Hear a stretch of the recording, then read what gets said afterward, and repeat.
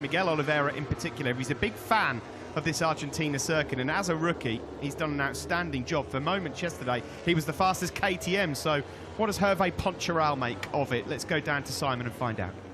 Hervé, was a really impressive day from Miguel yesterday. He was fastest KTM for a while, then ended up pretty much the same time as the other KTMs, and I think it's less than a second, 0.8 or something from the fastest guys. Tell us, is he, he's obviously getting more confident with the bike. Tell us from your side. Yeah, first thing, he likes this track a lot, so this is something important. I think, honestly, when you saw yesterday Joan, Paul, Miguel, and even Rafiz was a bit better than usual. I think KTM is working quite well on that track. We were really pleased because, something like 10 to 15 minutes to the end of the session, he was in the top 10. The pace and the average lap time was really competitive to eventually think about, top scoring race on Sunday. The problem we all have at the moment is when you throw a brand new tire, it seems that the other ones are making a much bigger gap than what we can do, so they can improve by more than half a second, and when we do 0.2, this is a lot, so we're trying to adjust to think what can be done to do that. But overall, this is a very good feeling, and I think, again, the target is to eventually get a point here, and hopefully we can do that on Sunday. Hervé, quick question while we have you.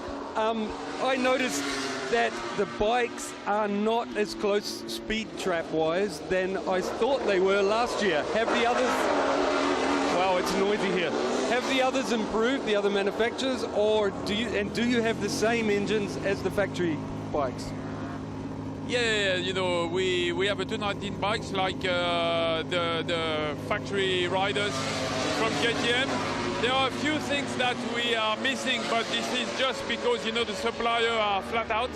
We will get them very soon. We are more than happy with the support. I think at the moment, for sure with the bike we have, we can improve. And everything is working well. But as you said, clearly there is a big step inside KTM, but everybody is doing big steps. So the problem is when you're a bit behind like we are at the moment, is we need to work quicker than them, and it's not easy, but I mean, the feeling is really good at the moment inside the KTM boxes, factory and Tech 3.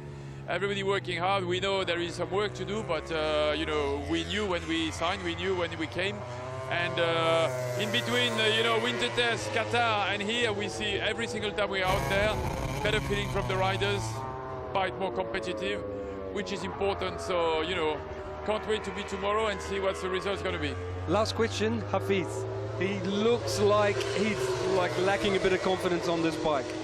Rafiz, this is something very strange, but we've been through that before. He finished 9th last year for his second race in MotoGP, and we know the guy has potential, and yesterday FP1 was a disaster. It was looking almost like you or me riding the bike around the track, and I was really angry.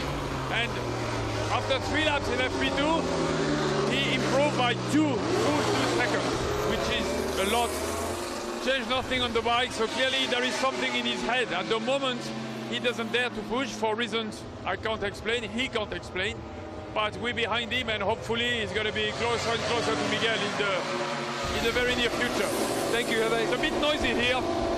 Thanks to Hervé Poncharal then for his thoughts, as ever. A great talker. Thanks, Simon.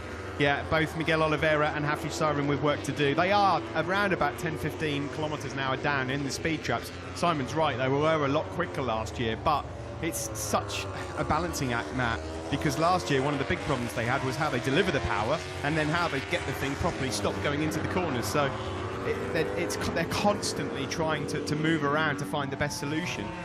And whilst they're doing that, all of these guys, including Aprilia that we're looking at here, are making giant leaps forward. Nobody's sleeping in the factories, are they, at all? KTM have had a good morning session so far, though. Joan Zarco's 5th, Miguel Oliveira, who's part of Hervé Poncharal's Tech 3 project. He's in 8th place in this session. He set the exact same lap time as fellow rookie Joan Mir. So Oliveira getting himself in the thick of that top 10 again. So we look at Andrea Iannone. He's out there.